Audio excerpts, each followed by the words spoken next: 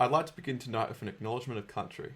This event is taking place on the traditional lands of the Roiwurrung, Boonwurrung and Wadawurrung lands of the Kulin Nation, also where the Xtrapless 2.0 will be operating on. I pay my respect to their elders, past, present and emerging, and offer respect to elders from lands far away, from which participants may be joining from. Welcome everyone to this Q&A with Tom Aussie Ruraway on Tuesday evening 30th of May 2026. Tom has had the lucky privilege of going inside an Xtrapless 2.0 train, so I'm sure we have plenty of questions. I will ask Tom a few questions in an interview format, then open it up to the crowd. Start thinking about your questions now, and we'll try to get to all of them. Okay. Enough admin. Would you like to introduce yourself, Tom? Good evening, everyone. You might know me from a variety of places. More often than not, you'll probably know me as Tom Oyen or Aussie Wirraway, both on the wonderful website twitter.com.au and also from, around the place as well. I am, generally a transport enthusiast, much like yourselves. Professionally, I am a student and also a transport planner working in local government working with local governments in Victoria generally about local transport challenges. And I'm here tonight to talk about my experience going on board the brand new Xtrapless 2.0 train, which I was very generously invited along by DTP and the project team, along with some other gunzel influencers. I'm sure many of you have seen the recent Tate Set and Philip Malice videos on the same topic.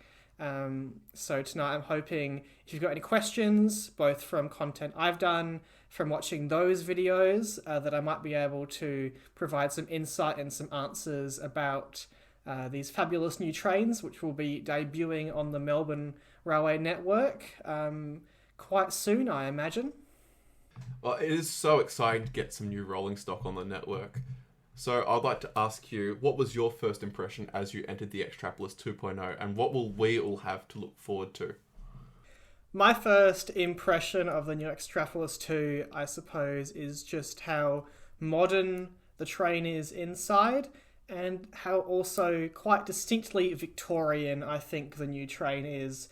It does feel like a train that is well built for the Melbourne network. It takes elements of modern rolling stock from across Victoria and really combines everything, from the HCMT. It takes things from some of the more recent Vlocities, some things from the more recent trams, and really brings all those things we've learnt from the Victorian Rolling Stock program, and brings them together in a really modern, well thought out package that delivers a train that is quite similar to the HCMT in a lot of ways, but is also a train that's well suited to the Melbourne suburban network and delivers a HCMT equivalent experience without any of the billions of dollars of infrastructure costs associated with those trains and the associated signalling, electrification and platform extension upgrades, I suppose.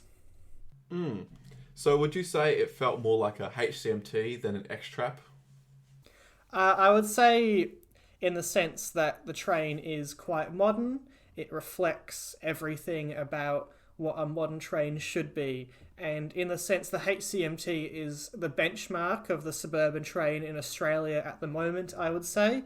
So it's quite obvious, therefore, that the Xtrapless 2.0 is going to reflect a lot of those similar things. The Xtrapless 2 and the HCMT both have 3 doors per car. They both have a combination of horizontal, so forward-facing seating, and also longitudinal, so side-facing seating, that tries to maximize capacity while also reflecting that a lot of the journeys that are going to be taking place on these trains will be upwards of an hour. So it's trying to balance the need for metro-style capacity with suburban-style comfort and seating. So the HCMT and the Xtrapless 2 are performing similar roles on the suburban network, but in slightly different contexts, I would say.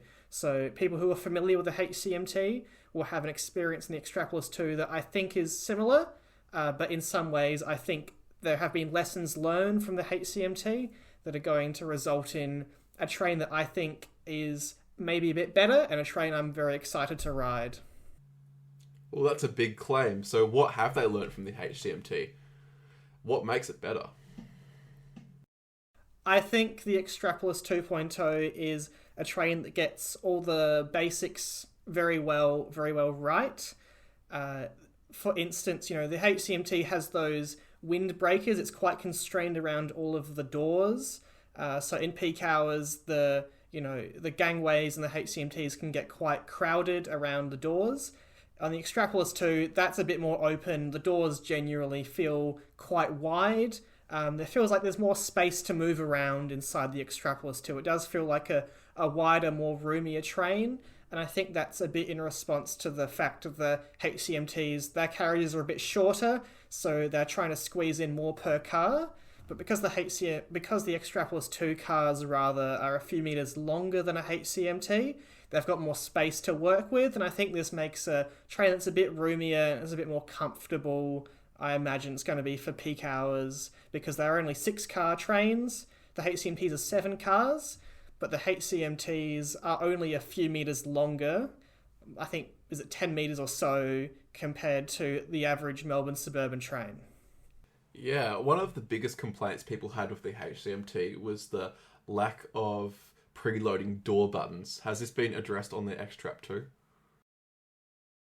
Yes, I'm sure everyone is well aware with the HCMTs and the quite well-hated door buttons. I am glad to say the Xtrapolis 2.0, the buttons will physically click, or not click, but they will physically depress, unlike the capacitive buttons of the HCMT. And I think that is in response to the fact that people generally do not like the HCMT door buttons. But there will not be preloading of the doors in Adelaide, Brisbane, and Perth. You can press the door button in advance of a train station and the door will open when that train arrives at the station automatically because it has been quote-unquote preloaded. That's not something the Xtrapolis 2.0 will have.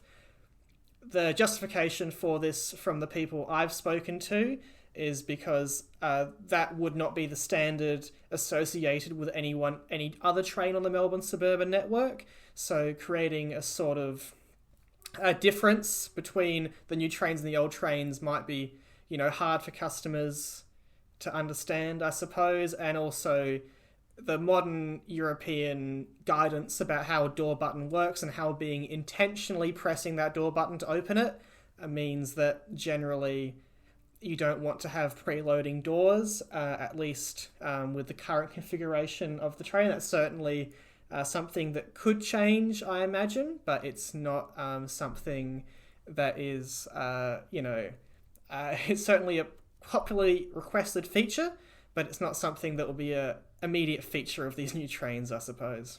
Two other often requested features by Guardian and Crikey journalists is USB charging and onboard Wi-Fi. Is there anything like that? There are no USB chargers nor any onboard Wi-Fi on the new Xtrapolis 2.0. I do think it's not necessarily a missed opportunity, but it is worth noting that most modern suburban trains in Australia do have USB charging. I think that's more of a problem on the V-Line network. I think it is genuinely a problem that on the most recent Vlocity carriages, there are no charging ports, there are no USBs on those. Even on most Melbourne buses that are delivered these days, they have USB-A and USB-C chargers on board. I do think it's a missed opportunity to have not at least some USBs, but that is also, the HCMTs also don't have USBs, and, no other Melbourne suburban train has them. You might not necessarily expect a USB to be a standard feature on a suburban train, but elsewhere in the country, I think it's been shown that it can be done, and it can be done in a way that doesn't have any problems with passenger security or ongoing maintenance. So I do think that is a bit of a missed opportunity, but it is hardly surprising, I would say. Yeah, so what was it like being there on your little tour with other gunzels celebrities like Marcus Wong and Daniel Bowen, and also talking to the media people in the government? What was that all like? It's certainly all a bit of fun. I've known Philip Mallis, Tate Set, Martin, all for a number of years now. They're people who I have immense respect for and really value their work and creative output. It's lovely when you get to meet all these people and you have discussions with people in the government and in industry about what their thought processes are, and you can look into what they've said about the train, and you can kind of validate what they're thinking, I suppose. So it is fun. It's a great privilege. It's a great opportunity to go in there and spread the word. Obviously, the demographic for the Xtrapolis 2 rollout and launch is a lot more, I suppose, gunzel oriented. People might remember when the metro tunnel publicity was being done, that was very general. A lot of influencers from all over Melbourne, from all walks of life, were doing content about the metro tunnel. The Xtrapolis 2, I think the thought process is, this is for the gunzels, this is for the rail enthusiasts, this is for people who care and value, the real tricks of the trade, about the details about the new trains. And I think that really is great to see the government and Metro and all the rolling stock companies really being invested in and acknowledging that gunzels have a real stake and a real ability to contribute to the discussion about, what the future of rolling stock looks like. And I think, it's a great reflection that there are so many gunzel influences in Victoria, and there are, such a strong support from many people with many walks of life about showing and promoting the Melbourne suburban network, the Melbourne public transport system, because it shows that gunzels have influence, and it shows that that perspective is valued amongst people who make decisions about transport in Melbourne. Yeah. Did you have any discussions with Alstom people at the event as well? I did meet someone from Alstom who worked in communications. We had a good chat about the Vlocity, the G-Class tram, and the Xtrapolis 2. And I'll have, if people have questions about any of those programs, I can hopefully provide some answers about those as well. Very interesting. Do you have any intel on the G-Class trams and how they're going? The G-Class tram, I think there's a few that have, I think there's 2 that have been delivered to Maidstone at the moment, and there will be more on the way. There's more, as people might know, at Dandenong Workshops, which is where the G-Class trams are being built at the moment. They have a test track there, so the G-Class trams can be tested on property at Dandenong, and then they are sent to Maidstone Tram Depot. So people might know that the Xtrapolis 2 and the G-Class tram are slightly behind schedule about where, I think everyone would like them to be, but, the commitment seems to be there. The Vlocity production has wrapped up. The last Vlocity that will ever be built has been constructed, and therefore, what is going to happen is the people who are building the Vlocity are now going to be building the Xtrapolis 2 car shells and the G-Class tram. So there's going to be more and more of both of those delivered as a result of the finalisation of the, venerable V-Line Vlocity program, which has stretched a long 20 years. Yeah, I don't know if there were many tears about the end of the Vlocity program. Well... how will that rollout of the Xtrap 2.0 go? Which lines will get them first? And pretty please, do you know the date the first revenue service will be on? There are rumours flying around, Yeah. There will always be rumours about the entry date. We won't know anything until we know anything, and I certainly don't have access to any of that type of stuff. We do know that the Upfield, Craigieburn and Frankston lines will be the lines that the Xtrapolis 2 will be operating on. I imagine, as many people will know, there is an election coming for the Victorian state government in November, and the government, I'm sure, will be keen to make waves with their new rolling stock delivery program to show that there's real action on overcrowding on some of the northern network lines, particularly the Craigieburn line. I'm confident, I would expect to see the trains rolling out to the Craigieburn and Upfield lines pretty quickly.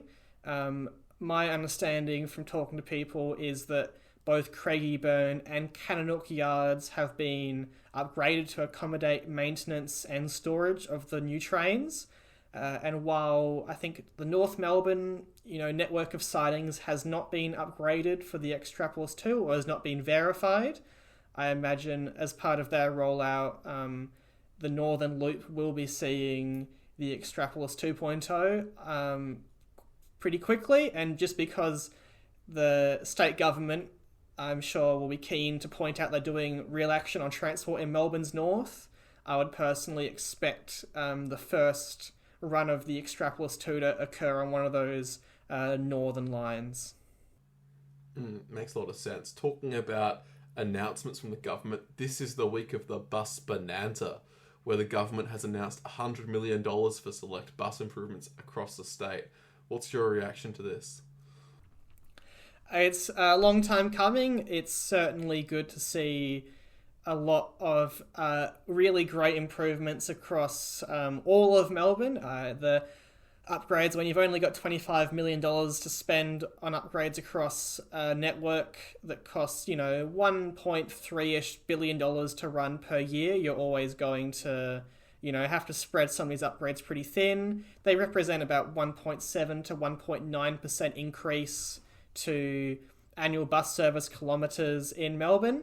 It really is just keeping us up with population growth that's occurring in Melbourne every year. But nonetheless, there's a lot of good stuff in these upgrades.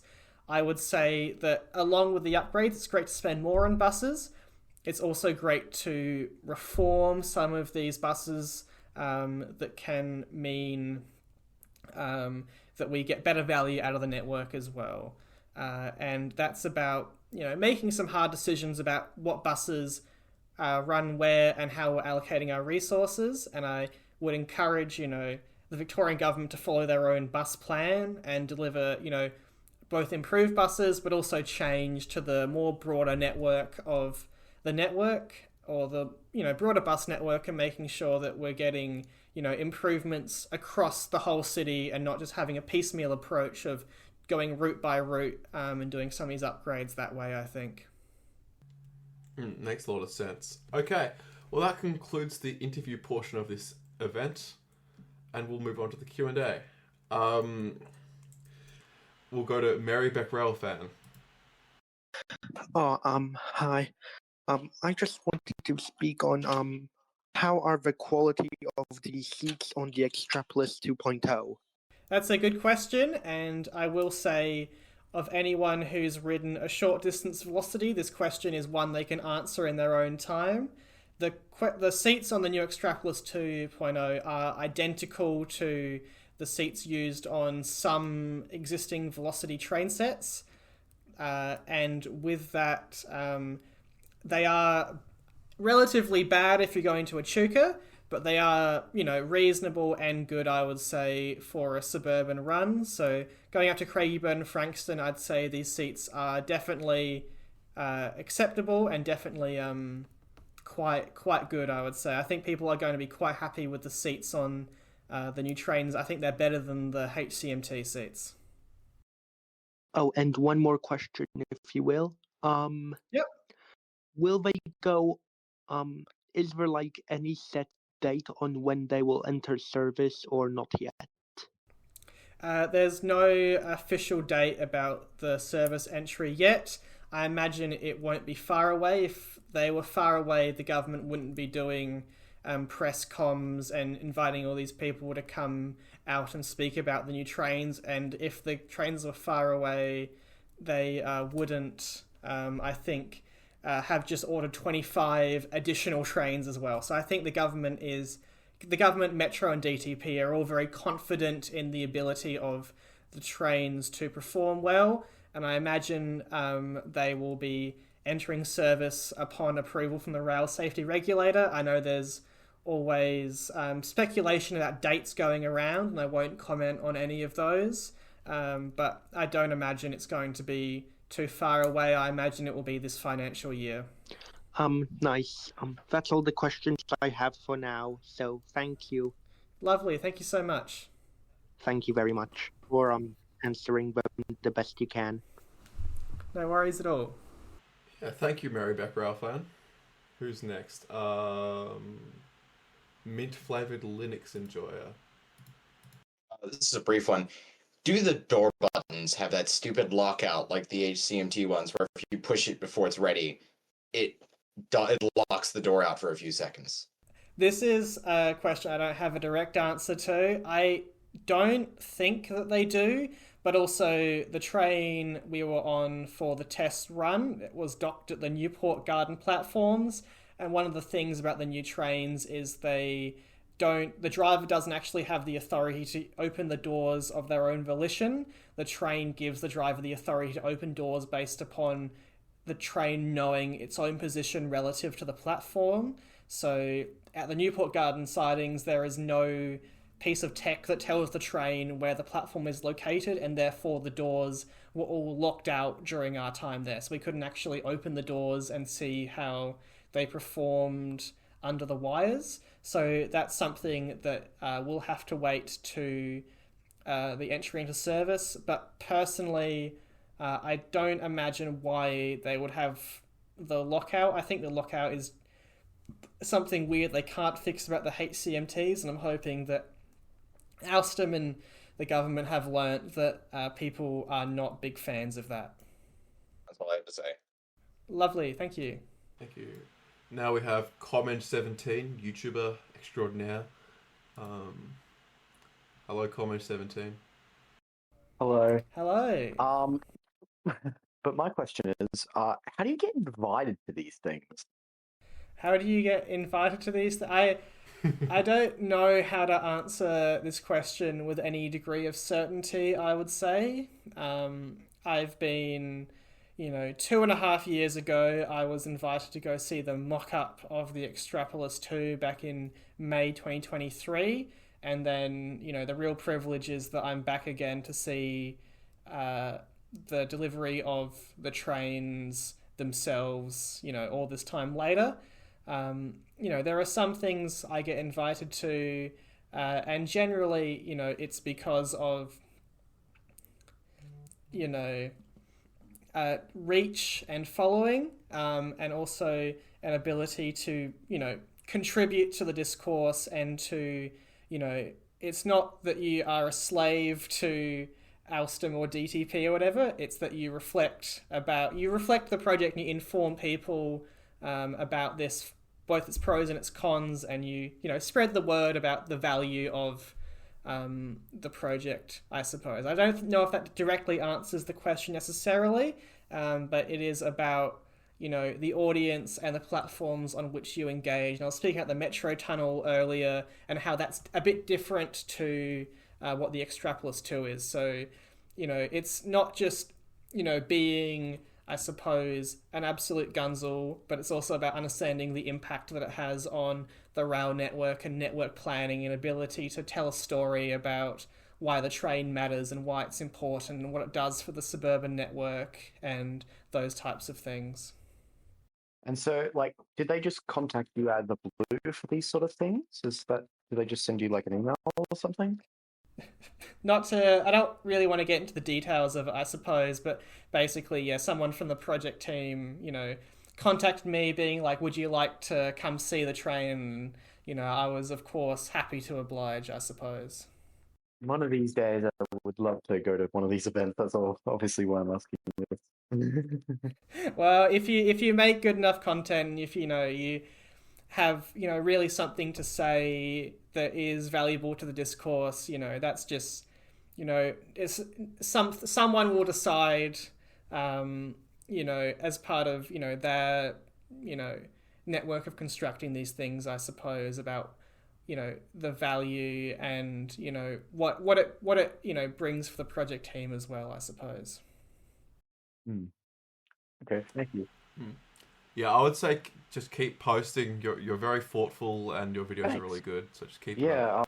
Well, I guess I'll aim to make the type of video that makes I don't know, someone at DPT want to invite me to these things, and yeah, that would be good. But yeah, hope you had fun. Yeah, thank you.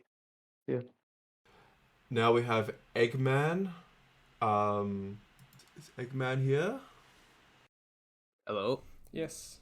Lovely photo of SSR A70 at the Kensington grain mill there. Oh, thank you. So, my question was, will the Xtrap 2s have like a special livery, like set 24 of the HCMTs, or like a different names? It's certainly something that I would love to see. I think it's the general consensus amongst everyone, but my favourite HCMT to ride or to see is the wonderful Indigenous liveried HCMT. It is both a reflection on where we are as a country, and it's also, just as an art piece by itself, a genuinely beautiful thing. I haven't heard anything about an actual Indigenous livery, but I would strongly encourage the project team to think about doing something like that genuinely does, do something. It is symbolic, but it does show reconciliation in action, I think. And, when you're building a new train, you have the opportunity to start from scratch. You have the ability to apply the livery when it gets delivered. And it's certainly something that I think would be easy to do. You just turn on the printer to output a new livery. We have the standard design there already. And I think it would be wonderful, not just even a Indigenous livery, but, the Siemens that has the Pride wrap as well. Those things make our railways more unique, and it makes our railways more inclusive. And I think both of those things are really wonderful aspirations of, MTM, DTP, and the government. All right, thank you. That was all. Lovely. We have a text question from Angus, unless you want to speak it, but I'm trying to assume that we'll just read it. I know this will not come in the short term, but in the mid-term, maybe, will they be able to make 12-car sets? I would be very surprised if any 12-car suburban train ever entered service on the Melbourne network. A 12-car train would be basically in order of 240 meters long or something like that. It would be probably one of, or if not the longest train on a suburban system anywhere in the country. I don't think that would happen, but what could happen is, a 7 or 8 car Xtrapolis 2.0. That's technically not impossible, but what is the limiting factor is the length of the city loop tunnels. You can expand the length of the platforms in the CBD or in the suburban area, but you can never, expand the length of the city loop platforms. And that really is, that's why the HCMT is a 7-car train, is because it was limited by how long the city loop is. And, the metro tunnel in the long term, it can go to 10 cars. It can be a 10-car train. The Xtrapolis 2.0 is likely only ever going to operate through the city loop. Even under a city loop reconfiguration, we're never going to see, in all likelihood, an extension of those platforms because it's too complex, too expensive, and at the end of the day, it's cheaper and more efficient and better for the passenger to run trains more frequently than to run trains which are longer in most circumstances in the suburban area. And for those reasons, I just don't imagine an extension to the trains is likely, at least within the first half of their lives. So we've got 2 more writing questions from Ava. How do the Xtrapolis 2 trains compare to the current Comeng and Siemens rolling stock on the Northern lines, and are they an overall improvement? I would say that's completely, without hesitation, absolutely. My local line is the Craigieburn line. The Xtrapolis 2.0 will become my local train, and for that I could not be more glad. I've had many instances over the past few years where, the peak hour Craigieburn train catching it into the city and it arrives too full to get on because there are too many people and you're going to have to wait for the next one because of just how full that train is. And while, we can do a lot by improving frequency, etc., what the Xtrapless 2.0 does is increase the capacity of every train on the Craigieburn line by 10% automatically through sheer virtue of it being, wider. We're going from 3x2 seating in the midsection to 2x2. That creates aisles that are wider. The Xtrapless 2 has more, longitudinal seating, so it has more space to stand up. It has open gangways, so you can stand up over the gaps between the cars, and only has 2 cabs rather than 4. So every Comeng that operates on the network during peak hours, 2 of the cabs are just in the centre of the train, and that's taking up valuable capacity that passengers could otherwise be using. So by sheer, virtue of that alone, the capacity it brings to the northern group will be a really, really big benefit for passengers, and that's without even going into the fact these trains are quieter, the fact that these trains are more efficient, that they are more modern, they're unlikely to have breakdowns as frequently as the Comeng fleet does. I'm sure many people have experienced a peak hour Craigieburn 2-door Siemens train. Can really, reflect on how awful that experience can be because those trains are not designed for the loads on the Craigieburn line. So I think what we are going to see is a train that does deliver real improvements even without accompanying timetable frequency increases, and we'll always be lobbying to have service improvements. It is going to be really disappointing, I think, that the new Xtrapless 2.0 will be debuting on a Craigieburn line that's still operating every 20 minutes off peak and on weekends. The Craigieburn line needs every 10-minute train 7 days a week, just like the Frankston line, just like the Ringwood line, and just like the Water Gardens and Dandenong. The patronage is there, the demand is there. A new train that's really shiny is great, but those 20-minute frequencies are certainly a relic of the Comeng era, so to speak. So modernising the timetable and modernising the train would maximise the value to the northern group, I would say. And the second question from Ava was, is the door height high enough for someone tall, like me, to not have to duck under at all? And I'd say probably not. Well, that's one of the things, is the Xtrapless 2.0 is designed to, use the existing suburban network without any modifications. So when we saw the rollout of the HCMT, they required billions and billions of dollars of infrastructure modification to get the most out of the metro tunnel. The Xtrapless 2.0 are basically designed to run as is. So there's a few things that are changing. I think Moorabbin Station had a small platform extension. There are very minor changes. But the whole idea behind the train is that it's plug and play on the existing network, and part of that is you're dealing with the existing structure gauge of the suburban system. So if you have to duck when you board a Siemens or a Comeng, you're probably going to have to duck when you board an Xtrapless 2. But that's unfortunately just the nature of the loading gauge, and if that's something that you want to change, you probably have to go and knock the head of an engineer in the 1850s and tell them to make some bridges going up to Bendigo slightly taller, probably. Yeah, we've got another question from 6-something, which is, you participated in the mock-up engagement back in 2023 for both the Xtrap 2 and G-Class. Do you feel like this was a worthwhile process and that your feedback led to actual changes?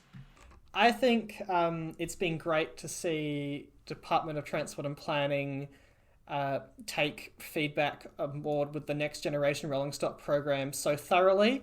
I mentioned it before going to the rolling stock engagement process, but of course gunzels were only a very tertiary part of that. It was mostly about people with accessibility needs or train drivers or things like bicycle users groups. So trying to get a real understanding of how people use their public transport and the ways in which improvements can be made and reflect the needs of the everyday user. So I think DTP should be commended for that. I think it's a really modern way to go about it.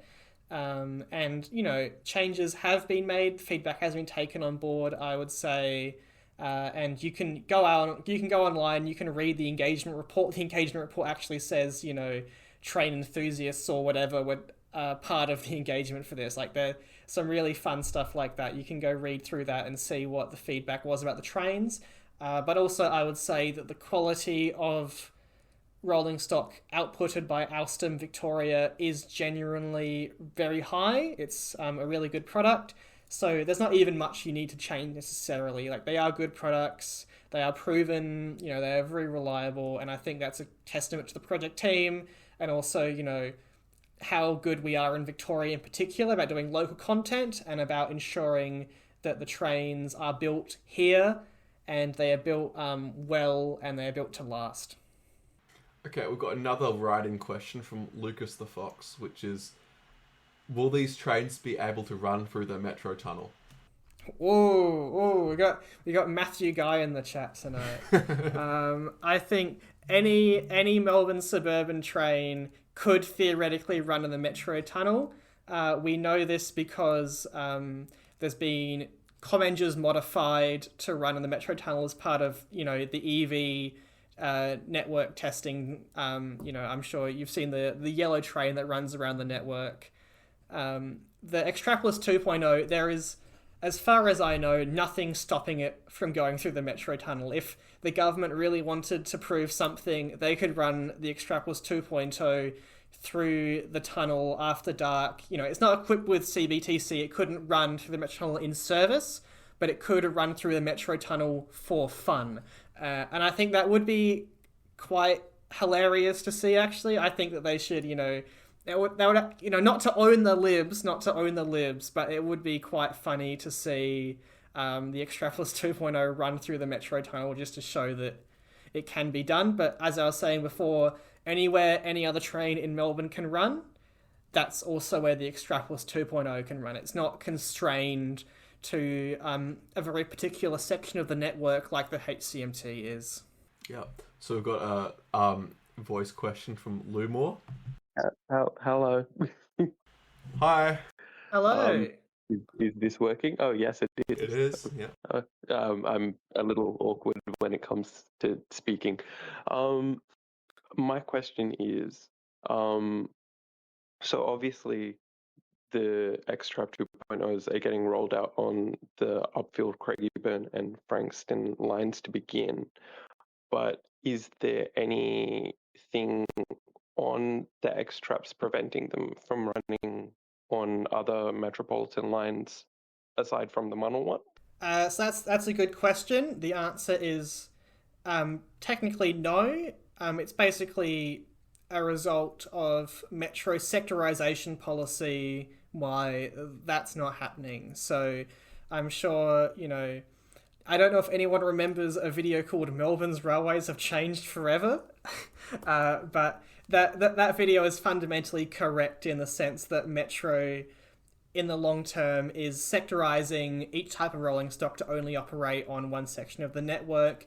Later this year, we are very likely to see the cross-city group, so Sandringham to Werribee, will become Siemens only, and then the northern lines will become Comeng only, and then only the Frankston line will be a mixture of rolling stock. So the days of seeing, 3 trains on the cross-city line are likely to be going away relatively soon.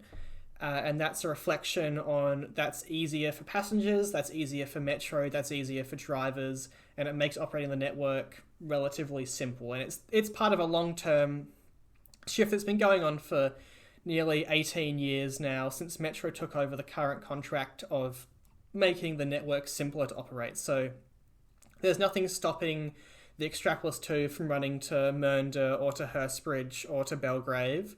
But there is no real reason or point for it to do that, given those lines are covered by the Xtrapless 1, and to move the Xtrapless 2 onto those lines would require modifications to things like particularly maintenance depots, because most maintenance depots are only set up to handle 3-car trains, not the longer 6-car permanently coupled sets the Xtraplus 2 represent. So yes, in theory, definitely I think one to keep an eye on would be the Werribee line. You know, if the Werribee line in the long term needs more capacity, it's likely to come from more or additional Xtraplus 2.0 orders.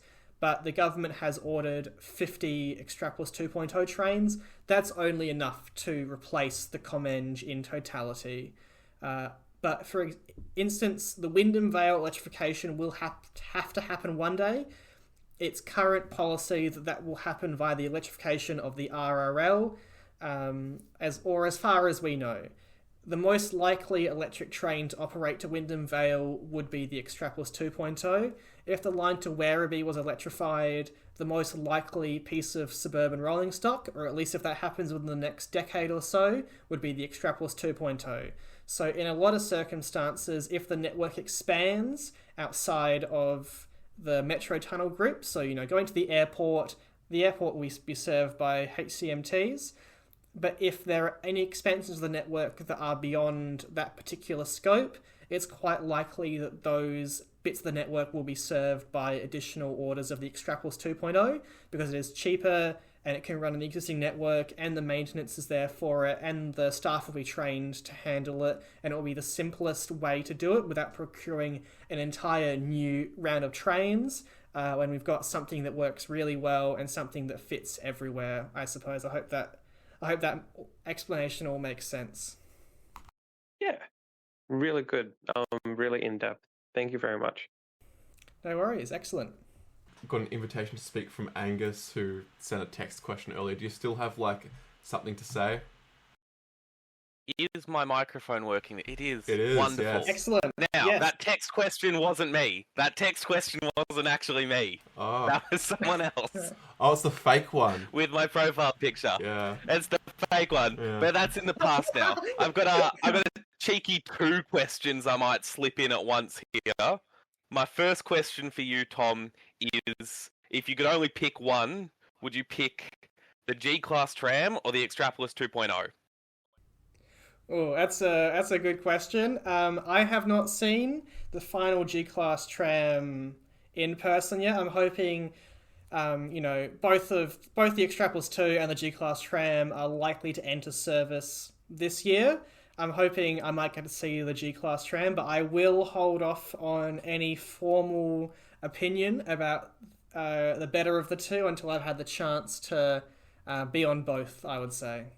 That's very diplomatic. Now, Adam mentioned you guys had a lot of questions to get through, so I'm hoping I can get away with this one. What's your Red Rooster order? My Red Rooster order, I'd have to add. I'm a bit basic, unfortunately. I'm going to have to go with quarter chicken and chips. It can't be beat. No, I respect it. I love that. All right, I'll let you get on with the Q&A. Thanks for the time. Okay, so we've got a text question from Elliot. Are the priority/wheelchair seats next to the emergency button like the HCMTs? Yes, that's a really good question, actually. It touches on some accessibility stuff. Each area that has an accessible space, so both you can park a wheelchair there, and if you have other mobility needs, that space is dedicated for those passengers. There are 4 in the front car. From memory, there are 4 assistance help buttons located there, so that is really good. And then at every single door there, I think it's every single door, there's an emergency help button as well, and that will alert the driver on the in-cab display, and it will if you click either the assistance button or the emergency button, it will show the driver the CCTV internal to the train, and that's internal to that particular emergency button. So that is all things that have been thought about, and that's something, accessibility is front of mind with everyone who's involved in the modern rolling stock and train procurement, which is, beautiful and really fantastic. So both accessible and both emergency buttons, light up the same in the front driver's cab, and the driver can respond to any needs from that. We also have another text question from someone with a very long name that's impossible to pronounce. It starts with SXRT. So this person is asking, hi, just wondering, how likely would XT2 be used as a platform for next generation Vlocity trains, given the current design is more than 2 decades old and WA is having diesel powered trains based on their C-Series platform? I think that's another really good question.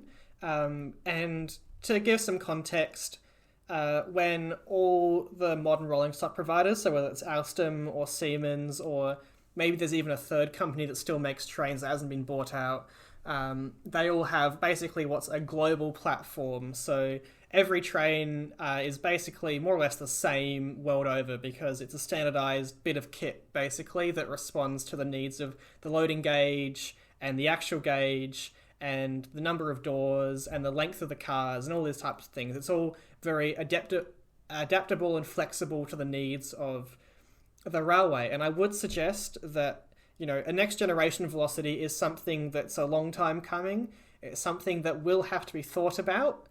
Victoria has an ambition to be a net zero economy in 19 years, and the most recent Vlocity is going to enter service in a couple of weeks. If you think about the time scale of those trains, we either have to convert every Vlocity to be an electrically powered train, or we have to acquire new trains to, in some particular circumstances. And I think it's likely that the V-Line decarbonisation program will have a combination of these two attributes, both new trains and converting the old trains, because we have simply so many Vlocities, and we probably shouldn't have been buying so many of those, you know, since the pandemic, but, you know, we're stuck with them now. They are very reliable trains. They do their job really, really well. As I was saying before, you know, if we electrify to Geelong and Warren Ponds, for instance, it's likely that the current Xtrapolis 2 could just be straight up plainly put on the Warren Ponds line, maybe with a toilet in the front and rear cars, and that would qualify as a good bit of rolling stock, because at the end of the day, if the HCMT is alright to East Pakenham, an Xtrapolis 2 is likely to be alright out to Warren Ponds. They're very similar distances, very similar times, that sort of thing.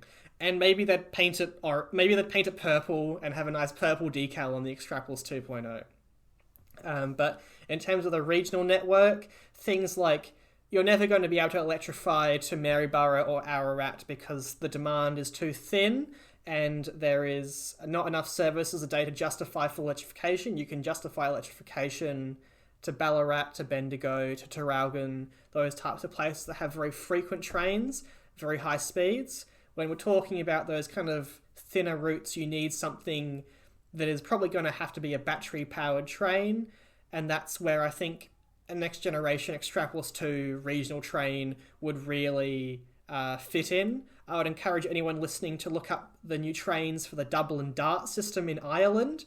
Those trains are going to be used on, you know, the metro network in Dublin, but each train has about 80 k's of off-wire battery-only range that's allowing Dublin to expand the suburban network without overhead wires, and that really allows you to deliver some really interesting things.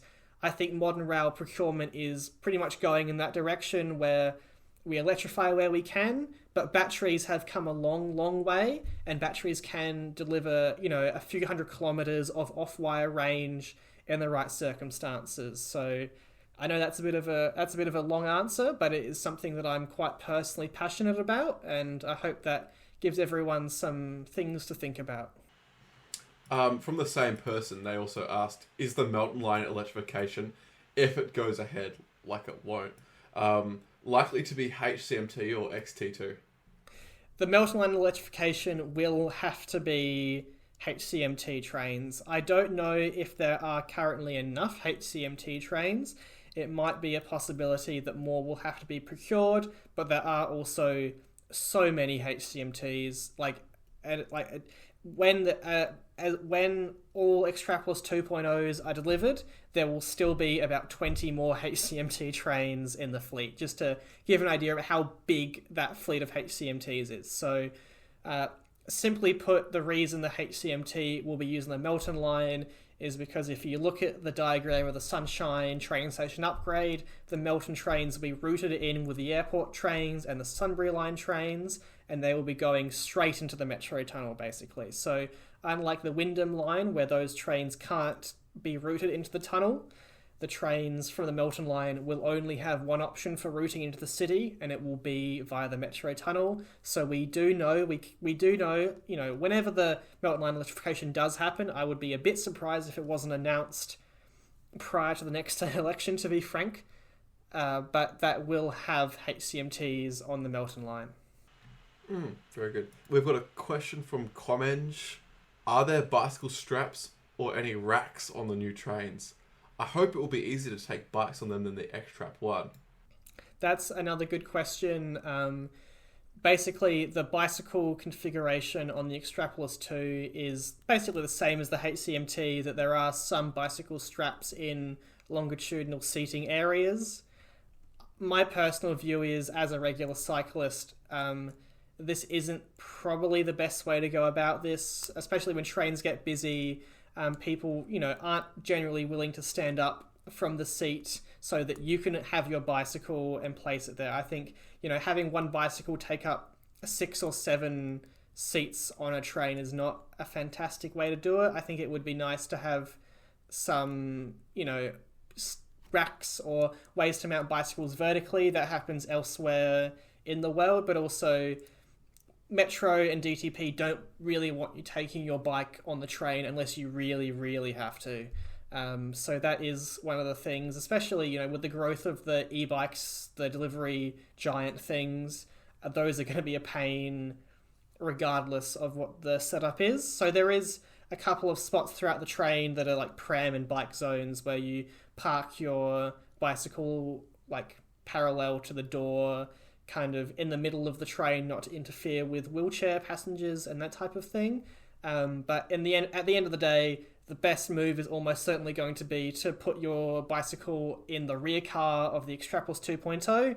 So therefore, you're not interfering with any passengers with a mobility aid or who might need more assistance, but you've got the room to actually store your bike, because again, people just don't like having to stand up, and rightly, people don't like having to, they've sat down and you've brought your bike on the train, and it's like, or can I just make you stand up so you can find a different seat so I can take up this whole area with my one bicycle? I think that's probably not the best way to approach this problem, but it is the approach that we've taken.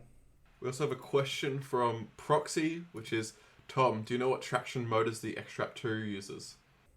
This is one of the technical questions for which I am not qualified. There are a lot of videos on YouTube that are going to be a lot more informative than me on this topic. It sounds a bit interesting. It sounds unique, that's for sure. But, that's something that someone who's a bit more qualified than me will be able to answer, I suppose. We have a, quote, unrelated question from Lucy. Could any broad gauge freight, such as the Kilmore-Quarry train, benefit from regional electrification with new electric or multi-mode locos? It's an interesting question, and I wouldn't want to get too... I could talk about that for a very long time, I suppose. But it's one of the things of, I wouldn't say that's a big, huge priority, simply because there is not much electrification and there is not much broad gauge freight in Victoria. And one of the big problems in Victorian broad gauge freight is just how old everything is at the moment. There does need to be a real renewal of the rolling stock. But one of the big problems is simply the weight restriction for new locomotives on the Melbourne suburban system. Elsewhere in Australia, 134-tonne locomotive is the standard for all new locomotives on the ARTC network. There aren't any current 134-tonne locos that have been accepted to operate on the Melbourne suburban system or any of the broad gauge lines, like the C44 ACI, which is a standard train for freight locomotion in Australia, does not cannot operate anywhere on the V-line network, for instance. So if you're thinking about a train that's going to operate in these circumstances, often my experience or my knowledge generally is to have electrification and to have the diesel motor on board is compromising one aspect of the other, and the way you deal with that is just by making locomotives heavier or less compromised. And we just have such quite extreme weight restrictions on what locomotives can be on most of the Victorian network trackage, that it wouldn't be front of mind. It's certainly something you could do if you had the money and you had the will to upgrade the network, which, mind you, I think would be a very good use of money. There should be more broad gauge freight. It should be a lot easier to operate a broad gauge train in Victoria. But it wouldn't be my first priority in terms of regional electrification, I think. Mm. And talking about regional electrification and that topic, I've got a text comment saying that in relation to the end of the Vlocity program, I will mourn the end of the Vlocity manufacturing program, mostly because I think we needed to order a few more carriages for the Albury line and maybe some for Warrnambool and Swan Hill. Because now we're going to have to wait for Melton and Wyndham Vale electrification to free up Velocities for the broad gauge lines. And Albury's probably not getting anything, which is a much bigger problem. Yeah, those are all very real and very relevant concerns. One thing I will say that I don't think has been, is public knowledge, but I don't think has been talked about very much at all, is I think it's the last 6 Velocities have all been designed as gauge convertible Velocities, in that if the need arises, they can be converted to operate on standard gauge to add additional capacity on the Albury lines. There are no buffets on those Velocities. They are not equipped like those long distance Velocities are, but that's something that a future government could potentially look at for boosting the capacity. I think it's really valuable that, the government is aware of the problem and there are options that they can use to fix it, but obviously that is reliant upon there being spare Velocities in the system. I think at the end of the day, we will just have to cope and wait for Melton electrification to occur to free up some of those 9-car Velocity trains. I think the last month of free travel has shown that demand on the suburban section of the V-Line network is not getting any less anytime soon. And I think that's, a big problem, and it's something that's not really being addressed by, I think, anyone at the moment. But there are some things like that where there are things that could be addressed, so to speak. Yes, on the topic of the suburban V-Line, Team Fake Angus, is that the real one or the fake one? I don't know. Says that with the Sunshine upgrade, will we see the line from Sunshine to Melton be quad as part of the Spark Melton? I think the current approach the DTP is taking, as far as we know, which is there will be quad track from Sunshine Railway Station to Caroline Springs Railway Station, or just before. I think it's just after Caroline Springs. Can't remember off the top of my head. Yeah, just after. But for those who have seen the Sunshine Super Hub, stage 1 is delivering only upgrades between Albion and West Footscray. A second stage in the future will deliver separation between the future Melton line and the current RRL trackage. So there will be more capacity for both Melton and Wyndham Vale, Geelong, Ballarat trains. I think this is a really good way to manage this, and that will push the point where Ballarat trains join the Melton line, so they'll only share trackage between Melton Railway Station and Caroline Springs. Personally, I don't think we need immediate quad track the entire way to Melton. I think the frequencies will be low enough that won't necessarily. The Ballarat trains might be slightly slower than they might be otherwise, but at the same time, I think that is a worthwhile trade-off. If you think about the Bendigo line, the Sunbury and the Bendigo line have a very similar thing where they share trackage on the low demand portion of the line, and then split where the network becomes more intensive at Sunshine. So it'll be a very similar thing where Ballarat trains and Melton trains will share trackage between Ballarat and Melton, but those paths have to exist because the Melton line will then go slot in with airport trains at Sunshine, and then go slot in with Sunbury trains at West Footscray. So there is plenty of capacity to run both. I think it's a very smart decision to have the mergers where they are. I think it might be problematic if, Caroline Springs is a flat junction. That might be kind of a headache. If both the RRL junction at Deer Park and at Caroline Springs, if both of those are flat junctions, I do think that might be problematic in the medium term. But otherwise, I think it's a very smart way to approach the problem. We have another write-in question from True Believers. If Adelaide decides to electrify the rest of its suburban network, theoretically, is it possible that the South Australia government could order Xtrapless 2s from Victoria to use on their network?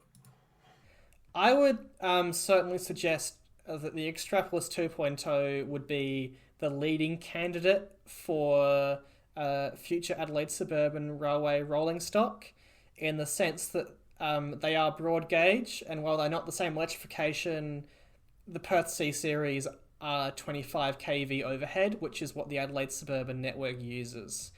The Xtrapless 2.0 also have, as I was talking about before, the ability to have batteries on board, to have a combination of batteries and overhead wires deliver a bimode train. And that's something the South Australian government has strongly indicated that it wants to use as part of its future fleet electrification plan. At the last state election, the current government promised to, or committed to, commencing a battery train trial on the Belair line, which runs south from Adelaide into the Adelaide Hills. And the reason that's important is because there are not clearances on that line that would allow you to electrify it. The gap between the top of the train and the bottom of the tunnel on the Belair line would not allow you to electrify it in the normal fashion. So both because, there are some places on the Adelaide Suburban network that have very low patronage. Think about the Grange line or the Belair line. Those lines are well suited to battery trains because the trains are just not that frequent. And then combined with the state government has the ambition to deliver 4 new rail corridors to growing parts of Adelaide over the next few decades. I can certainly imagine the Xtrapless 2.0 would be the very obvious candidate, especially because it's being manufactured now. It's a proven design, it works on the network, and it can be spun up in a couple of years and delivered to Adelaide alongside that. And people might remember the 4000 class, which is the current electric train that operates in Adelaide. It's basically a Vlocity. They were built alongside the Velocities in Dandenong, and I would like to think the Xtrapless 2.0 would just be the next generation version of that for, the Adelaide Suburban system. And we have another question from Ava. Do you hope that the Comeng's retirement as a result of the new Xtrapless 2s will calm down the 12vies? I think that's potentially a bit of a mean question. I think personally, the Comeng is my favourite train. Every time I get on a Comeng, I'm very glad to see it. I think they're trains that have stood the test of time very well. They're very photogenic trains. They're the favourite train to put behind my camera personally. I think it will be sad to see them go from a purely gunzel perspective, but obviously, as I hope I've made quite clear over the course of the past hour, from a passenger perspective, the Xtrapless 2.0 is a huge quality of life improvement for everyone. We have a question from the fake Angus. If the Xtrap 2 is an express service, will it announce, from this station, this train runs express to this station, like the EDI Comeng? That's not a question I have the explicit answer to. My feeling is that the onboard PIDs on the Xtrapless 2.0 are going to operate basically the same as the HCMT. Each Xtrapless 2 has more or less the exact same setup in each car that the HCMT does. So it has 3 alternating side displays of the line, and it has above the doors those screens as well. So if you can picture a HCMT, you can picture the internal PIDs of the Xtrapless too. And they are very good, and I would probably suggest that they are going to basically be exactly the same and say very similar things to what the PIDs on the HCMT say. We have another question, which is there any dual voltage capability that allows for the potential 25 kilovolt AC / 1.5 kilovolt DC use in case it becomes cheaper to electrify further networks in AC? I think that's a very good question, and again, a technical one I don't know the answer to. Obviously, 1 kilovolts DC, 1.5 kV DC is a very old standard. It wouldn't be the standard we would use today if we were electrifying the network. In Brisbane, Perth and Adelaide, they all use 25 kV AC because it is more efficient, it's cheaper to build, and we simply, it's a better standard. If we electrified the RRL, for instance, I would hope that we would use 25 kV AC, but that would be a matter for the engineers and the project people about if the train can actually do that. But I don't imagine the Xtrapless 2.0, if there's an extension from Werribee to West Wyndham Vale, that would be done as 1.5 kV DC simply because it's simpler to do. You're not going to do it for a short extension, or probably even extending the line from Craigieburn to Wallen. That's probably going to be done as the same standard simply because that's just a lot simpler.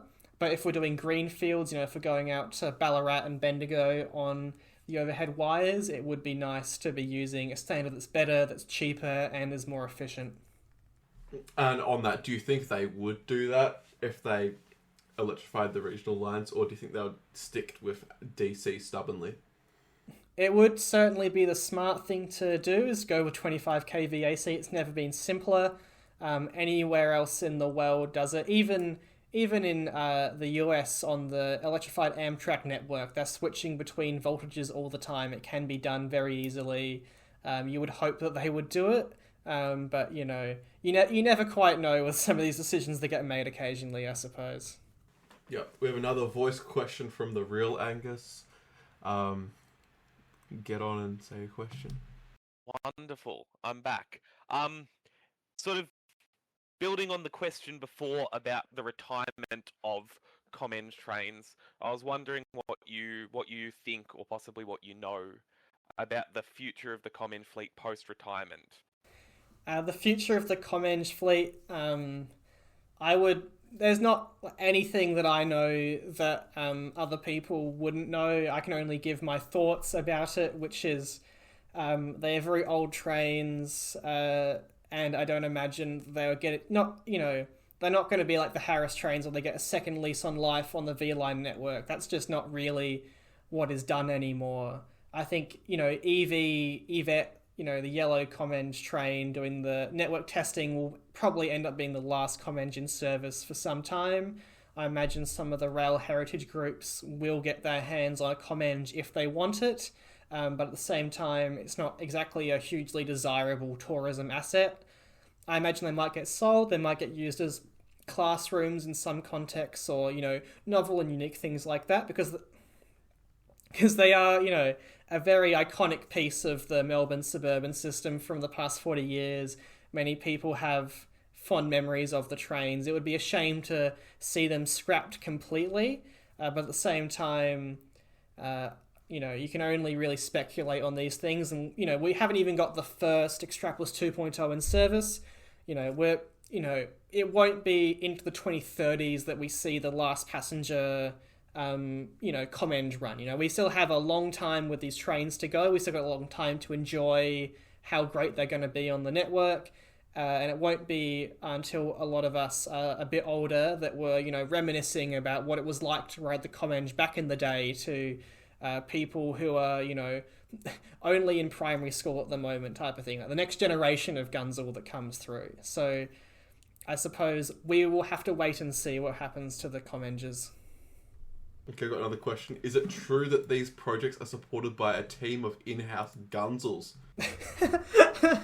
I don't think it's any particular secret that there are more gunzels and people, in the department, in the minister's office, in the premier's office, who are, out and out rail enthusiasts than there ever used to be. It's frankly a bit strange sometimes just how common it has become to run into some of these people who are genuine gunzels, who are generally into the nuts and bolts of, how this operates. I think it's been, a real victory of, gunzel thought that there are so many people who are not just gunzels, but are also willing to say that they're gunzels, and are also willing to talk about trains in a very nerdy fashion that has previously not been the domain of people who, work in this as their job and who take this very seriously. And I know there's a lot of discourse about this type of stuff, but my personal view is it's a very positive, change, and the people who, work. And it's important to, keep in mind the people who work on these projects really actually care about them, are really in the detail, and are, genuine gunzels in themselves. They're out there. There are real life adults in serious jobs who are gunzels and who go on, rail tours and have, serious jobs and make serious decisions about the rail network. We have a question from Proxy, which is, can buffets and such be retrofitted? I'm assuming on the Vlocity would be the inference there, which would be, and technically yes. V-Line hates buffets. V-Line hates the concept of customer service. Sometimes I feel like they are not very partial to the idea of having buffets or having multiple fleets, or doing some of those things that is actually quite standard on both country trains elsewhere in this country and all over the world. It could be something that's done, but I couldn't imagine it being a first priority. We've seen the rollout of velos on the Warrnambool line and that type of thing, where there is no catering service of any form at all, which is potentially a bit strange for the length of the journey that's being spoken about there. But that is where V-Line's been moving to, is less catering on board, their rolling stock and all those types of things. There's another question from Proxy, which is, the 94s can operate here, no? Are you differentiating them as the Evos? I'm assuming that's 94 class locos. The 94s are one and the same with the C44s. There are some very minor loading gauge differences. There are a lot of very minor differences elsewhere. They are... Pacific National, my understanding is, has been having a very difficult time with the 94 class locomotive. It's not the first time they've done that. They had a similar thing with a 93 class locomotive, where they turned out to be not very well suited for fast intermodal operations, and I suspect the 94 class is going to have an identical problem, because they're trying to squeeze too much out of ARTC's quite restrictive weight limits on the, interstate standard gauge network. And I think that is a bit of a shame. But at the same time, the C44 ACI is a very proven design. But when the NR class was first debuted, it had problems. I'm imagining any issues with the 94 class can be addressed over time. But it might be a while until we see the 94s in extensive revenue service. They're still basically in testing as far as I can tell. I've only ever managed to photograph a single 94 in revenue service. And, we'll have to wait and see on that, I think. Is a question from Amateur. As there are 3 lines in the west on the Metro Tunnel, should we also have free lines in the east and bring the Rowville line back into the picture? The good old Rowville line. I guess, you know, some ideas never done. I know you have slightly different opinions about this, Adam, that you can voice if you would like. But my view on the Rowville line is it is harder to justify today than it has ever been to justify before. The construction of the suburban rail loop, I think, is probably the real death knell for the idea the Rowville line serves a really important transport purpose that would justify its construction. The corridor does need better high-capacity transit, that is for certain, but also the thing about the Rowville line is it would eat capacity going further out to the southeast suburbs. So I think that is not a great attribute to do, is to split that southeastern capacity further, going to East Pakenham and going to Clyde. I think it's hard to justify that given that, you know, Rowville and Knox is not a very fast-growing suburban area like the southeast is, like Melton is, and like Sunbury is. So I think on the basis about, you know, the purpose of the rail network is to support transport and housing development in Melbourne, I don't think the Rowville line does an adequate job of doing that, I would say. Well, I'm going to stand up for the Rowville line. I think that the SRL will serve Monash University very, very poorly. And I think that it's very hard to have any sensible transport network in the city of Knox without the Rowville line existing. That's my take. We also have a question from SXRT, which is there any timeline of the Xtrapless 1 retirement after all the Comengers are gone? I don't think we'll be talking about the retirement of the Xtrapless 1 till I am, you know, nearing, you know, at least, you know, halfway through my life. So, you know, the Xtrapless 1, the first one, is 20 and a bit years old. That's probably about, if you go by the comment, that's about halfway through its lifespan. They're really coming up on the need for a midlife overhaul. If you think about the changes that have been made to suburban trains in the past 20 years, there are a lot of improvements that could be made, especially in relation to passenger information, the lighting, and those sorts of things on board the Xtrapless 1. But it's also worth remembering that the Xtrapless 1 were basically built for 15 straight years. Like, the most recent Xtrapless 1 is only, like, is it 6 or 7 years? I'll say 6 or 7 again for the second time tonight. But, like, you know, like, they will be around for a very, very, very long time to come. Simply because there aren't as many of them, I imagine the Siemens will be going long before the last Xtrapless 1 exit service. We've got another question from mint-flavored Linux enjoyer. With the first orders of Xtrapless and the Siemens, with them now approaching about approximately their half-life with a midlife refurbishment, I was going to ask what do you think about it, but I'm going to expand that a bit to now. What do you think would be changed? What do you think should be changed? There is certainly things that are ideal in that, and there are things that are realistic. I think everyone would agree an ideal Xtrapless 1 refurbishment would include new, better bogies for those trains that aren't total absolute ass, basically. But that is a very expensive endeavour. I don't know it could be justified given the trains are halfway through their lifespan over just a simple refurbishment.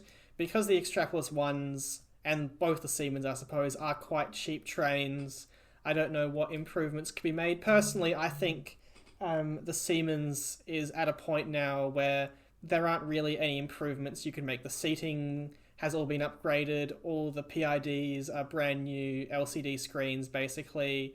They are genuinely very good at what they are. Like, I can imagine the Siemens continuing in their current configuration until their retirement.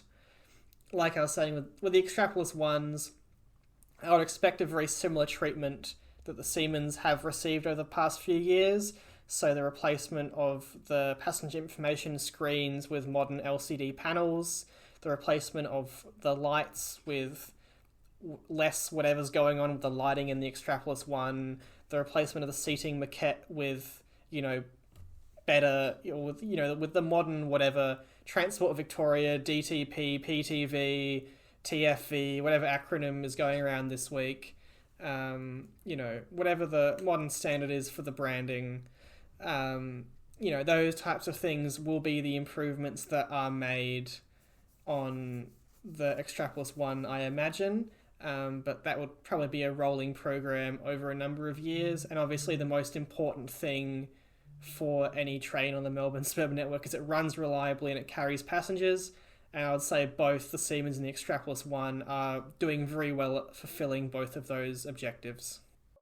Another minor thing, if you've ever ridden an Xtrapolis, you'll know there's this stupid overhead metal bar that is perfectly in the way of the PID, which is really annoying. It's really annoying. Yeah, I have to duck under that all the time. It's really annoying. I would hope that would be an easy thing to fix. I can't imagine why they wouldn't fix it, but you'd really hope that it's just such a ridiculous design oversight that wouldn't be made today. So you would hope that they would get around to fixing that, I hope. And that is all. Excellent. Just on that topic, SXRT says, is there any possibility of refurbishing the interior of the Xtrap 1 to be almost identical to the Xtrap 2? In theory, you certainly could. In theory, you could do anything if you had the willpower and the money to do it. I just think the Xtrapolis ones are a very fundamentally acceptable train with their inside and their interior, and there are improvements that I would certainly like to make. I would like to make it easier to have a bicycle in anywhere that isn't the middle cars of the Xtrapolis one and things like that. But also, they're quite acceptable trains. They do their job relatively well at the end of the day.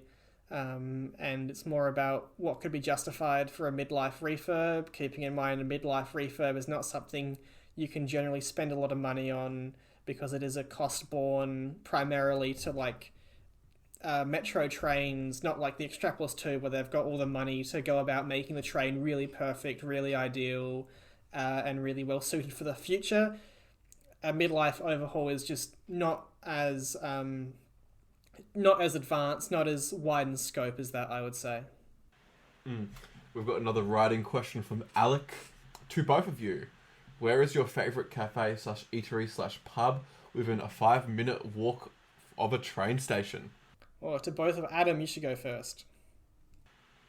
I'll go first. Oh, this is very, very hard because, there's so many places, right? There's highlights everywhere. There's, of course, not to be, super trite or, predictable, but, you could bring up places like Bun Me in Springvale or Catix in Upfield or even Luke's Bun Me in Reservoir. But my little local shout would be a place called Pizzeria Romana in Nunawading, which I quite enjoy going to. That's lovely. That's excellent. For me, I guess it's the same. There are so many.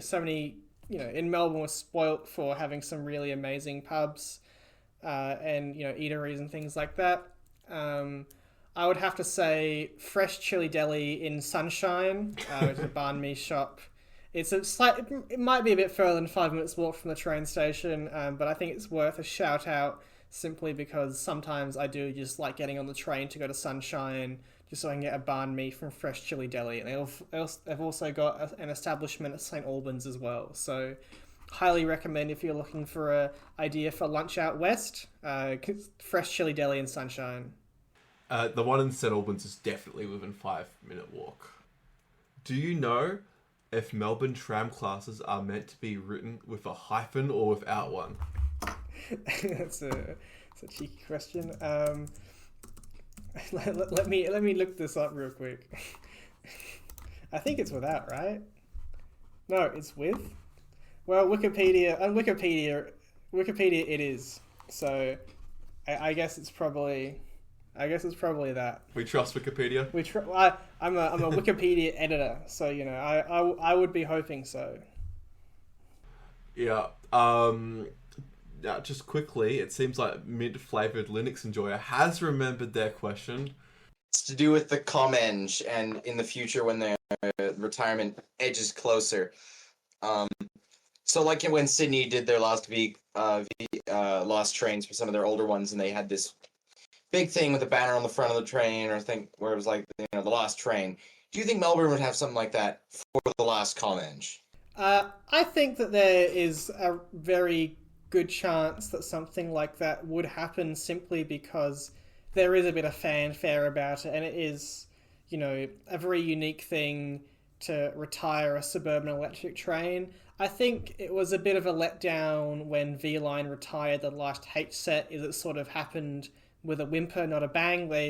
But also, I think one of the things is that the V-Line was quite ashamed of the H-set still being in service. But I would say that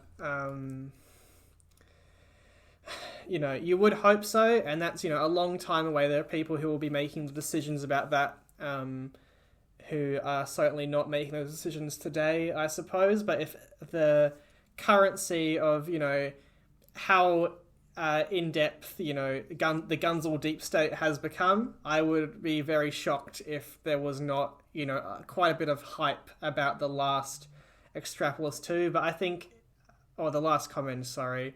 But I think there is, a bit of a thing in Sydney. They like to celebrate that stuff culturally in a different way than we do in Victoria, potentially. It's a much more, very, very freight gunzel culture in New South Wales has been what I've noticed over time, and they celebrate in that very kind of freight gunzel way, versus in Victoria there's quite a bit more dominance of the metro and suburban gunzeling in the whole frame of reference, I think. Yep, I remember my question, that's all. Lovely. And a comment from Gertie is, Matt Guy will make a parliamentary bill to make them. Matthew Guy on the last Comeng into the sunset, I suppose. Okay, now we have also another question, which is asking for, when is your next video? This person loved your video explaining the RRR. Simply because I genuinely, enjoyed my time in the sun with the videos, and it's something that I'm probably going to get back into at some point in the next year, I imagine, simply because I have things to say, and some of the things aren't even about trains or gunzeling, but more about transport planning and those types of things, about, some of the things about what I do in my day-to-day life that I want to comment on and provide insight about. So, I would like to do more video. If you want to follow my current stuff, I'm on Twitter. I'm also a little bit on Instagram now. I've got a new Instagram called domestic.oun, where I upload photos from doing general photography. If you're into rail photography or general photography, you can go check that out. But otherwise, you'll have to wait and see, I suppose. Yeah, Tom in 2020 is like, wow, this is the railway network, and Tom in 2027 is like, this is the standards. They won't get that. They have no idea what you're talking about. Okay. A question from Proxy is, what is your favourite locomotive class? What is my favourite locomotive class? I'm a huge CLP, CLF class enjoyer. It's the profile picture you're looking at right now. Lovely CLP, CLF. I think they are just wonderful. I love streamliner locos. I think they are the greatest thing to take a photo of ever, potentially. So that's an easy decision for me to say there. Yeah, and also, like, Proxy has indicated that it was probably a question for me. So, and I also know that you know that I'm a fraud, Proxy, and that I don't really have opinions on this kind of stuff. Wow. Adam exposes a real fake gunzel. Here's a question from Alec again, long-time caller, first-time listener. Are you able to address the allegations from Oyen regarding stolen valor and your origin story? Wow, what are we even getting into? I don't. What? Look. I don't even know what this one's about necessarily. But like, if you don't know about the great town of Oyen, Victoria, it is a genuinely wonderful little settlement in kind of the northwest Mallee. It's a town I've spent some of my life in. I'm not from Oyen. I just like what Oyen represents, and Oyen represents something quite personal to me about, you know, ag and railway and kind of, you know, Australian society in its cultural context, I suppose. So I don't know. It's a great town, but there are many towns just like Oyen that kind of mean the same thing, I suppose. There are Oyens everywhere for people with the eyes to see them, but there's only one Oyen with that one signal, right? Yeah, the signal's still there. The Murray Basin Rail project has not gotten around to upgrading the signalling in Oyen, even though it's like 4 years late. Have you ever eaten a vanilla slice at Oyen? The answer to this is yes. Yes, I have. I bought a vanilla slice and eaten it with friends from the Oyen bakery when I took the V-Line coach to Oyen with some of my best friends a few years ago.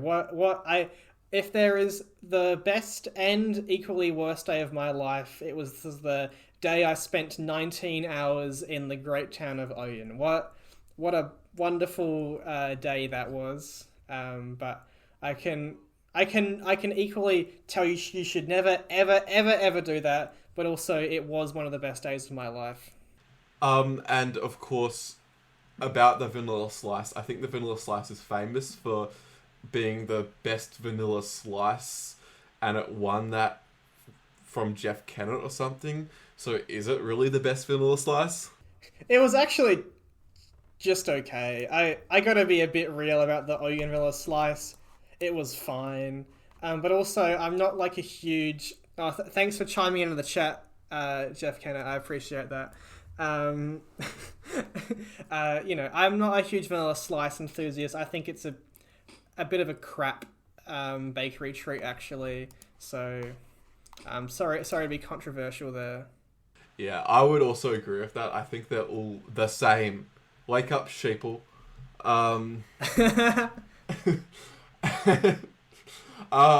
Is another kind of fun question from Proxy. Oyen or Mildura? Rate their traits. Oyen or... What kind of question is Oyen? I've been to both Oyen. I've been to Mildura. Mildura is a wonderful town.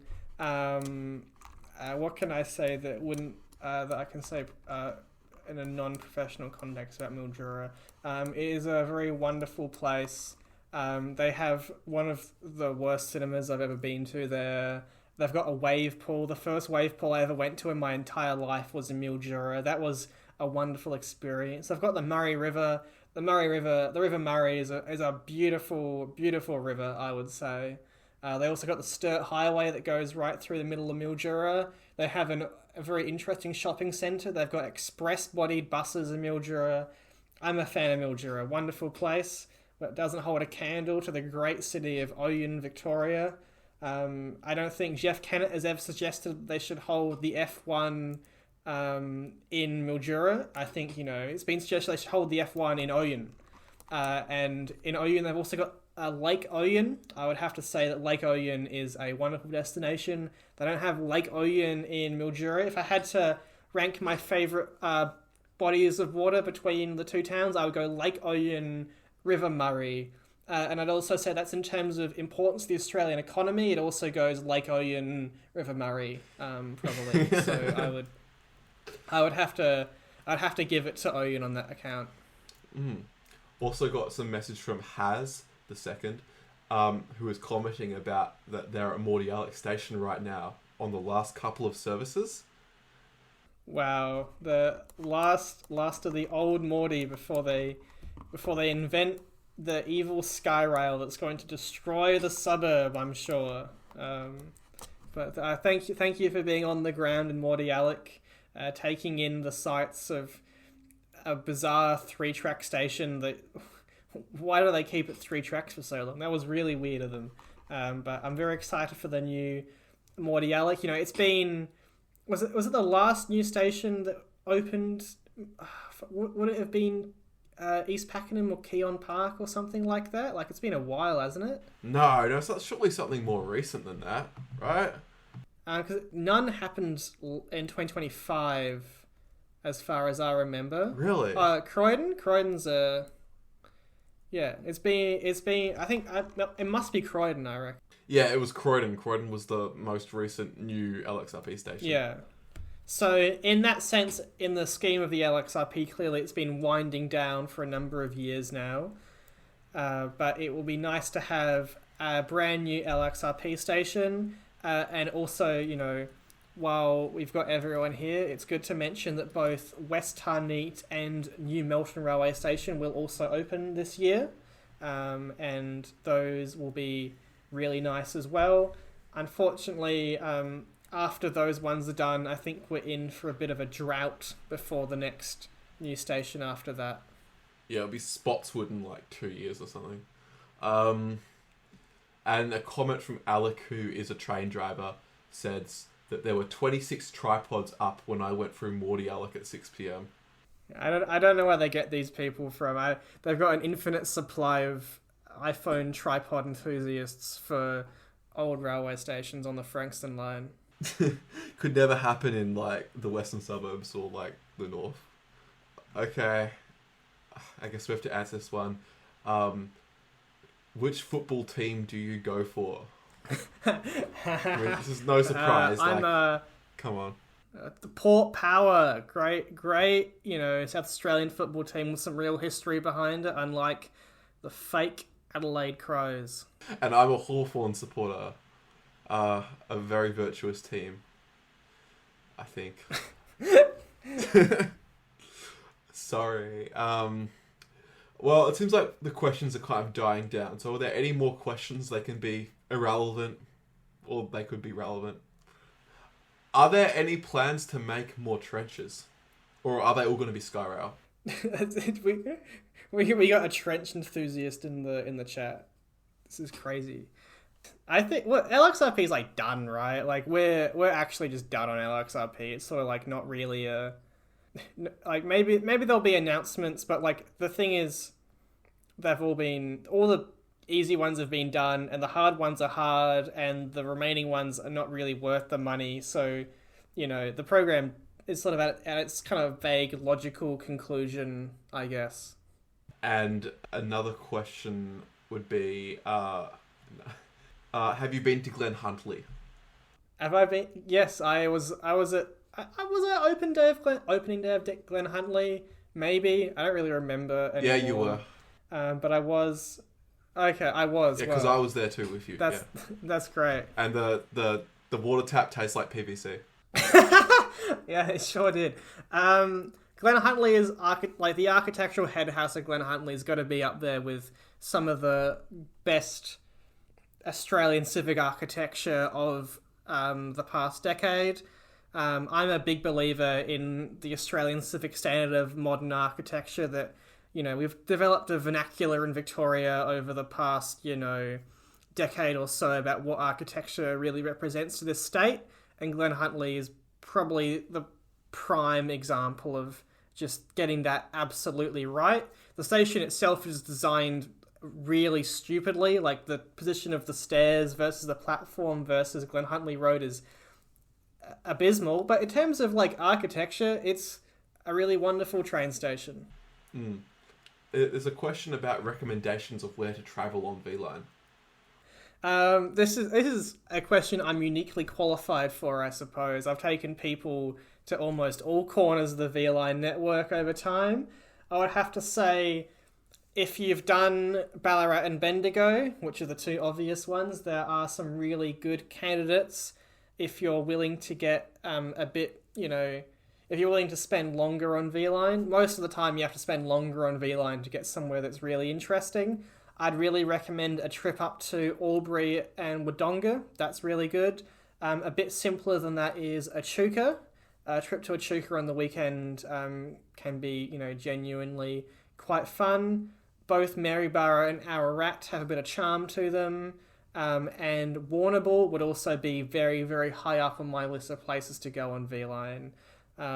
If you've done all of those, you really start getting into the sub-destinations, places you can go and they're okay, but they're not really quite amazing. Bairnsdale, Shepparton, Colac. There are many Victorian country towns, and I've been through most of them. I've spent, a lot of my life in various bits of country Australia. But a lot of them on the V-Line network really are quite nice.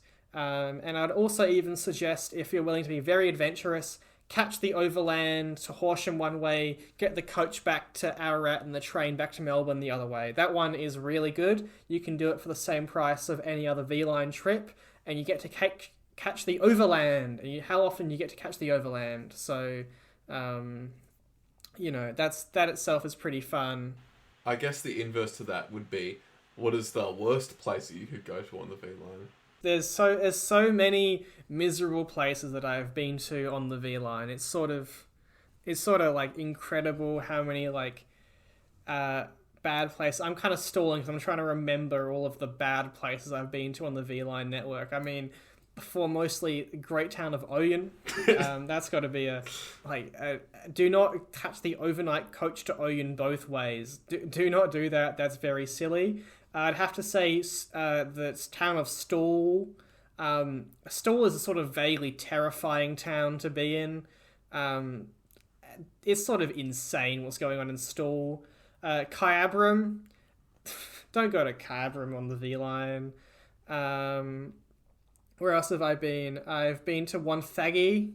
I wouldn't recommend going to Wonthaggi either. Yarram's okay. It's not worth the journey to Yarram, but Yarram itself is quite nice. And that covers... there's ones I'm definitely missing in there, but I think that covers a good range of great places in country Victoria. Actually, also as an addendum, Kerrang. Kerrang is a great town. Go to catch the train to Kerrang. Adam might disagree with me on that one, but Kerrang is wonderful. Kerrang sucks. It's terrible. But I would advise you to, everyone, if you want to go out to regional Victoria, there are a lot of places kind of off the beaten track that are not on the train network. They might be on the V-Line coach network, or even more annoying, on a PTV branded bus that you have to catch, such as Newgie. Newgie is really a really fun one to go to. Oh yeah. Yeah. Or Timboon. It's a cool town with a bunch of tourism stuff in it, but you can only access by a connecting bus at Campertown. Are there any more questions? Is there anywhere where you've missed the last train back home? This has fortunately never happened to me. I've always been a fortunate watching my time enthusiast, so I'd have to say that no, I've always... It's always kind of worked out. It's always worked out for me on V-Line. There was one time where we were what's the town called? It's vaguely between Woodend and Castlemaine. Dalesford. Yeah, there was a time we got stuck on the bus from Dalesford. Arrived half an hour late at 8 p.m. And we had to run for the train at Castlemaine. That was a great, fun little day.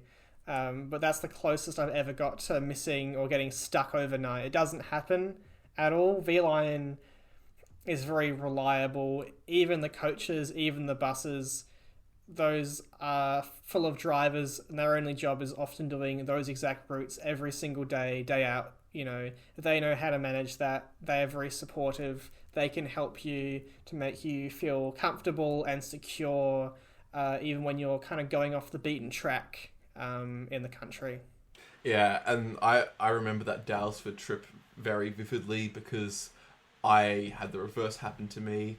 I missed the train by like 2 seconds, which was really sad.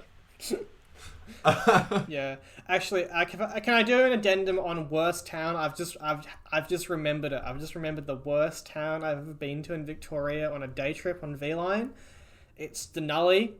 Denali has got to be one of the worst towns in Victoria. It's the only place I've ever been that was just straight up flying a Confederate flag, like, which is just an absurd thing to fly. Just like, why on earth in Denali, Victoria, would you be flying the flag of the Confederate Army? That's insane. So shout out to Denali for being crap.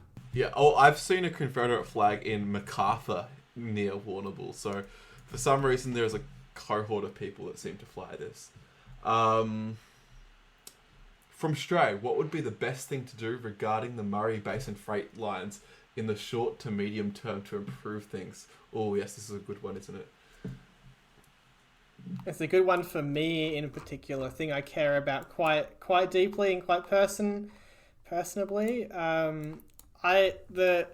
The most important thing that can be done to the rest of the V-Line Murray Basin network is not having all the standard gauge freight deviate to Ararat to get to Geelong. At the moment, every train between Mildura and Geelong has to go on this insane 260 kilometre long deviation out to Ararat before it can get to Geelong, and that's untenable. It's absurd. It means that the entire, $500 million spent on the Murray Basin Rail project has made trains slower, which is a crazy amount of money to make to spend that money and make things worse is not amazing, to say the least. So I would say that the conversion of the Ballarat to Geelong line and the extension of that up to Maryborough as a standard gauge line would be the single most important thing you could do to make the Murray Basin freight network efficient and work and just be better for actual freight trains, and also there are passenger benefits to that as well. Absolutely. From Lucy, have you ever done a Wagga Wagga day trip using the XPT? I know it's technically possible. That's one that I am a bit too scared to try myself, is the Wagga Wagga day trip. In theory, if the XPT runs on time, my memory is you can get about half an hour in Wagga. But if the XPT is late, which it more than often is, that would be a very, very risky thing to do. Then you'd be stuck in Wagga until the next day, basically. It wouldn't be something that I would have the confidence to do. It would be nice if you could do it. It would be a good bit of fun, but also because, fares on the New South Wales Country Network is, not cheap like V-Line. You will be paying a lot of money to do that for a bit, basically. So at the same time, hard to recommend doing that.